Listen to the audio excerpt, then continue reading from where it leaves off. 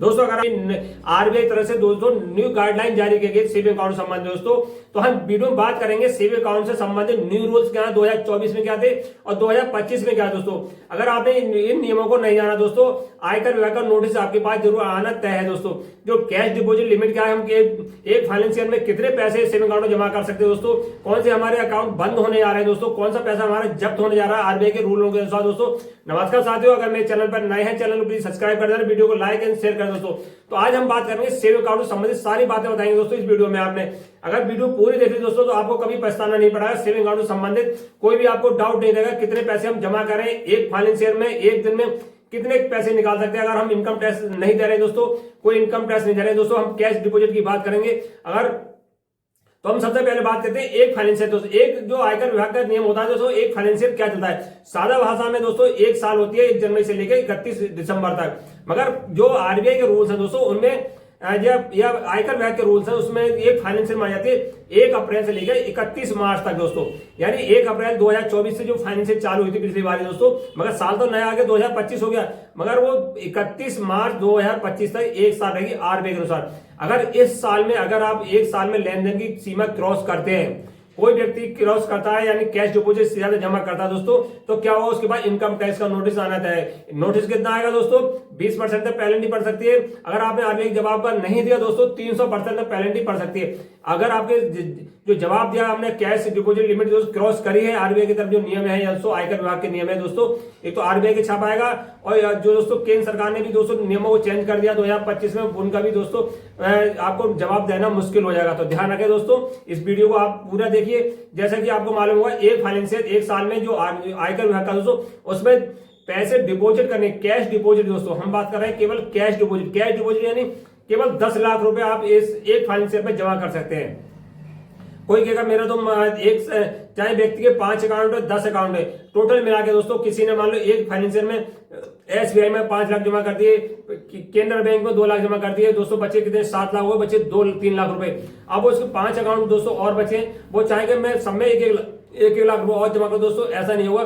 Total मिला के उसे 10 लाख की लिमिट क्रॉस नहीं करना है। अगर 10 लाख की लिमिट क्रॉस कर ली दोस्तों तो उस साल नहीं आएगा, तीसरी साल फाइनेंशियल जो तीसरी फाइनेंशियल होगी दोस्तों उसमें इनकम टैक्स का नोटिस आएगा। तो ध्यान रखें दोस्तों कि आपको पूरे एक साल के अंदर 10 लाख रुपए जमा करने हैं अकाउंट में। अब निकालने की लिमिट क्या है दोस्तों, एक साल में कितने रुपए निकाल सकते हैं। जैसे जमा करने की लिमिट 10 लाख हो, उसी प्रकार पैसे निकालने की दोस्तों कैश डिपॉजिट लिमिट 10 लाख रहे।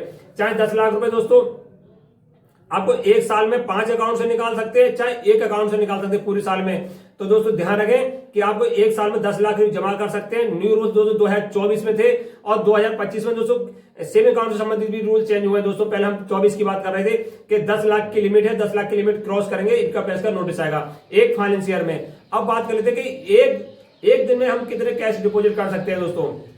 अगर आप आयकर भर रहे हैं दोस्तों तब कोई परेशानी नहीं, आयकर रिटर्न फाइल नहीं कर रहे हैं दोस्तों तो अब आपके पास परेशानी होगी। तो अगर हम एक दिन में कितना कैश डिपॉजिट, मान लो किसी ने कहीं से पैसा, उसके जमीन है दोस्तों, किसी पास व्यक्ति के पास जमीन है, जमीन का पैसा आया दोस्तों, खेती का पैसा आया या कहीं से दोस्तों उधार दे दिया पैसा वो आया। अब उसने 8 लाख रुपए आपके पास आ गए दोस्तों कि 7 लाख है 8 लाख है, आपने गए सीधे बैंक में जमा कर दिया 8 लाख रुपए दोस्तों, यानी जो लिमिट थी दोस्तों एक दिन में जमा करने की 2 लाख है। ध्यान रखना एक दिन में पैसे जमा करने की लिमिट 2 लाख है और आपने क्या करा 8 लाख रुपए जमा कर दिए दोस्तों।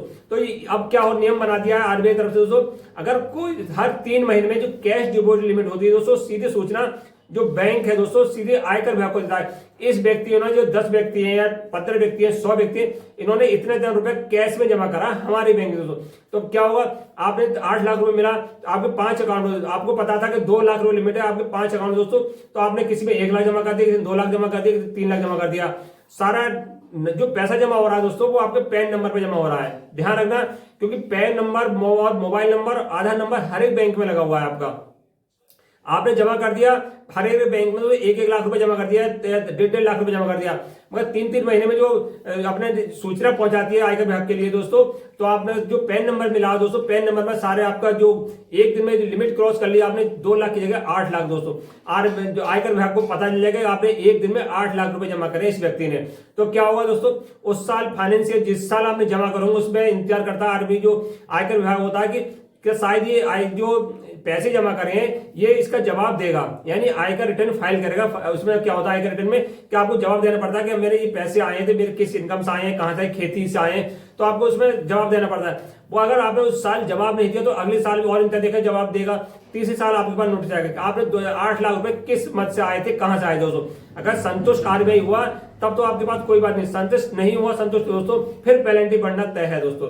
तो ध्यान रखें दोस्तों, एक दिन में आपके पास 8 लाख है, 7 लाख है, तो ध्यान रखें। तो पहली बात तो आपको 2 लाख रुपए जमा करने हैं, 2 लाख अगले दिन कर लीजिए, 2 लाख अगले दिन कर लीजिए दोस्तों। इस प्रकार से आपको 8 लाख रुपए जमा कर सकते हैं। अब दूसरी बात दोस्तों, निकालने की कितने कैश में पैसे निकाल सकते हैं। सरकार का मानना है कि कम से कम पैसे कैश में निकाला जाए, कैश में जमा हो, कम से कम कैश में निकाला जाए दोस्तों। तो कैश में जमा निकालने की इनकम भी दोस्तों लिमिट है दोस्तों 2 लाख रुपए 2025 में भी है दोस्तों। केवल आप 2 लाख रुपए जमा निकाल सकते हैं दोस्तों। इसमें कैसा नहीं है कि मेरे 5 अकाउंट है दोस्तों, मेरे 5 अकाउंट में आपके 5 अकाउंट मेरे हैं या आपके 5 अकाउंट है, तो आपने लिमिट 2 लाख रुपए दोस्तों। सभी से 5 अकाउंट में 2-2 लाख रुपए आपको जरूरत पड़ती है। मान लो कोई मकान खरीदा या दुकान खरीदी दोस्तों, या ब्याह शादी में लगाने हैं, तो आपने क्या काम करा, सबसे 2-2 लाख रुपए निकाले दोस्तों। अकाउंट तो दोस्तों अकाउंट होल्डर आप अकेले दोस्तों, पैन कार्ड, आधार नंबर, मोबाइल नंबर सब लगा हुआ है। जैसे आपने 10 लाख रुपए एक दिन में लगा ली दोस्तों, सारी सूचना आयकर विभाग को जानी है। तो ध्यान रखिए ऐसा लिमिट क्रॉस नहीं करनी है, मगर आपको क्या करना है, 10 लाख की जरूरत है दोस्तों, 2-2 लाख करके 5 दिन में निकाल लीजिए। या फिर आपको आयकर फाइल रिटर्न जरूर करना है दोस्तों। 10 लाख रुपए निकालते हैं तो उसका जवाब उस साल जरूर देना है दोस्तों। अब कर लेते हैं बात जो दोस्तों एफडी फिक्स डिपॉजिट के क्या रूल्स है दोस्तों। फिक्स डिपॉजिट जो है 24 में दोस्तों, एक फाइनेंशियल में कैश में दोस्तों, अगर आपको 10 लाख से ज्यादा लिमिट क्रॉस नहीं करनी है। एफडी कराते हैं। फिक्स डिपॉजिट क्या होता है इसमें दोस्तों, एक मुश्त पैसा आपको 5 साल के लिए, 10 साल के लिए जमा करते हैं, 1 साल 2 साल, अलग रूल्स है, पोस्ट ऑफिस के और बैंक के अलग है। तो आपको ध्यान रखना है कि आपको 10 लाख रुपए फिक्स डिपॉजिट की लिमिट है दोस्तों। अब बहुत सारे सवाल जवाब आ रहे थे, मैसेज आ रहे थे कि हम क्या एक फाइनेंशियल में कितना पैसे हम बैंक में रख सकते हैं। जो आरबीआई रूल है कि 10 लाख रख सकते हैं दोस्तों। बैंक में कोई ऐसे नियम नहीं बनाया, चाहे आप 10 लाख रखिए, 20 लाख रखिए, करोड़ रखिए दोस्तों। मान लो किसी की छोटी बचत खाता है दोस्तों, मान लो जिंदगी भर में किसी ने 1 लाख डाल दिया, किसी 10 लाख डाल दिया, किसी साल किसी ने 5 लाख डाल दिया, ऐसे किसी खाते में करोड़ों रुपए हो सकते हैं दोस्तों। ऐसा कोई घबराने की बात है। किसी अकाउंट में पैसे पड़े हैं, 1 करोड़ पड़े या 2 करोड़ पड़े दोस्तों, वो पूरी उसकी जीवन भर की कमाई है दोस्तों, उससे कोई घबराने की बात नहीं है। जो कैश में निकालने की पैसा पड़ा है दोस्तों, निकालिए, चेक के माध्यम से निकालिए दोस्तों, या आप यूपीआई के माध्यम से ट्रांसफर करिए दोस्तों। तो ध्यान रखना है आपको कि ये कैश से बचिए दोस्तों। अब आज दोस्तों आरबीआई के दोस्तों जो 2025 में रूल्स क्या आए हैं दोस्तों। ऐसे अकाउंट को दोस्तों पैसा जब्त कराया है जिसमें लेन देन नहीं हो रहा है। ऐसे अकाउंट बहुत सारे अकाउंट होंगे दोस्तों, जैसे कि होगा नंबर 2 के दोस्तों, पैसा जो इस समय क्या है, फ्रॉडियर बहुत चला है दोस्तों। आपका अकाउंट है जो आपने लेन देन अकाउंट है 1 साल से 2 साल का अकाउंट आपका कोई पैसा लेन देन नहीं करा है, उसका जानकारी दोस्तों ये फ्रॉडर होते हैं दोस्तों, उन्हें पता चल जाता है। वो अपना जो नंबर 2 का पैसा आपके अकाउंट में जमा करते हैं दोस्तों, मगर किसी कारणवश वो व्यक्ति पकड़ा गया, वो पैसा आपके अकाउंट में पड़ा हुआ दोस्तों। तो उसमें क्या होता है, ऐसे अकाउंट में पैसा पड़ा हुआ दोस्तों, वो भी अकाउंट का पैसा सीधे आरबीआई के पास। अब तक क्या होता था, 31 दिसंबर 2024 तक आरबीआई के पास पैसा जमा नहीं होता, केवल जो बैंक है दोस्तों, कैसा भी पैसा पड़ा है बैंक वाले उसका फायदा उठाते थे। अब सारा पैसा, चाहे किसी अकाउंट में नॉमिनी नहीं, जैसे कोई मर भी गया है, कुछ भी हो गया दोस्तों, कैसे ही पैसा पड़ा है सीधा पैसा जाएगा आरबीआई के पास। अब तो जैसा कि मान लो कोई जैसे किसी अकाउंट में दोस्तों क्या होता है कि अभी आजकल क्या है, जो मैसेज आ रहे हैं दोस्तों, आपको डिजिटल अरेस्ट कराया है दोस्तों। उसमें क्या होता है, आपने डिजिटल अरेस्ट कराया, आपने 1 लाख रुपए किसी को दे दिए दोस्तों, उसमें क्या होगा, जो पैसा आपका गया दोस्तों, आपने सूचना पुलिस को दे दी, उसमें क्या होता है, दोनों अकाउंट, एक तो आपका अकाउंट फ्रीज हो जाएगा दोस्तों, और जिसके पास पैसा गया तुरंत आपने सूचना पुलिस को, या जो इस समय केंद्र सरकार की तरफ से जो नंबर जारी कराया है दोस्तों, सूचना दे देते हैं, तो उसमें क्या होगा, एक तो आपका अकाउंट फ्रीज कराया जाएगा, दूसरा जिसमें पैसा गया दोस्तों उस अकाउंट में फ्रीज होता है। ऐसे फ्रीज अकाउंट दोस्तों जो बंद हो गए, उन्हें भी जनवरी में दोस्तों 2025 में खुलवाना बहुत जरूरी है। आप अपनी समस्या बता के अपने देखिए कि हमारा अकाउंट फ्रीज हो गया था, ऐसे थी, वो भी अकाउंट में तो अगर फ्रीज आपने नहीं कराया दोस्तों, एक्टिव नहीं कराया, तो उसका भी पैसा आरबीआई के पास जाएगा दोस्तों। और किन अकाउंटों पर पैसा जाएगा, जैसे अकाउंट दोस्तों जिन्हें पैसा आ तो रहा है दोस्तों, पैसा आ रहा है मगर उसका इस्तेमाल नहीं कर रहा है। मान लो किसी ने स्कॉलरशिप का अकाउंट खुलवा लिया, किसी ने मान लो किसी के पास पैसा विदेश से आ रहा है, कोई उसका संबंधी रह रहा है, पैसा भेज रहा है दोस्तों, पैसा इकट्ठा होता जा रहा है मगर आपका यूज नहीं हो रहा दोस्तों। ऐसे अकाउंट में अगर पैसा पड़ा है 1 जनवरी के बाद 10 साल से पैसा पड़ा है दोस्तों, उनका चाहे 1 लाख पड़ा है, 10 लाख पड़ा है दोस्तों, सारा पैसा आरबीआई के पास जाएगा दोस्तों। अब बात कर लेते हैं यूपीआई लिमिट दोस्तों। यूपीआई लिमिट में भी दोस्तों अगर आपने 10 लाख से ज्यादा दोस्तों एक साल में अगर किसी को यूपीआई करी है तभी नोटिस आ जाएगा। तो ध्यान रखें, अगर सेविंग अकाउंट है दोस्तों यूपीआई आपको 10 लाख से ज्यादा नहीं करनी है। और जो दुकानदार भाई हमारे उन्हें ध्यान रखना है, सेविंग अकाउंट है दोस्तों यूपीआई एक साल में 10 लाख की रिसीव कर सकते हैं। जैसा कि अभी इस समय गोलगप्पे वाला था दोस्तों, उसके बाद यूपीआई उसने बहुत यूपीआई रिसीव बहुत ज्यादा हुई दोस्तों।